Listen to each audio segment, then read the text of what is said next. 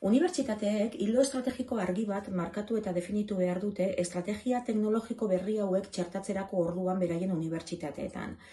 Irakaskuntzan txertatu, ikerketan txertatu, kudeaketa kontuentan txertatu, aldaketa handi bat suposatzen dute estrategia teknologiko hauek. Dozentziaren kasuan konkretuki adibidez, irakasleentzat bere rolaren aldaketa suposatzen du. Mentalidade aldaketa importante bada. Kultura profesional aldaketa bada, eta beraz hau ez da egun batetik bestera ematen. Horregatik eskatzen du, nolabait ere txertaketa honek, era esanguratsu batean egin dadin, behintzat edo aurrera eraman dadin, honek exigitzen du erantzun global eta estruktural bat. Oso ikuspegi global eta estruktural batetik egin behar delako.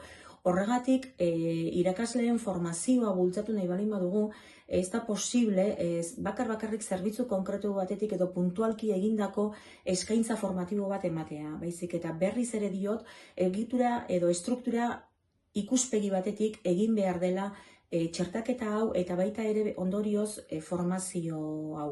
Honek esan nahi du, eragile ezberdinek, zuzendaritza ezberdinek, erretoretza ezberdinek parte hartu behar dutela formazio honen definizioan eta baita ere inpartizioan. Bestela, eman daitekeen erantzuna barkatu oso konkretua izango da, oso itxia, oso istua, eta horrek inondik inora ere ez du kultura aldaketa bat bultzatuko.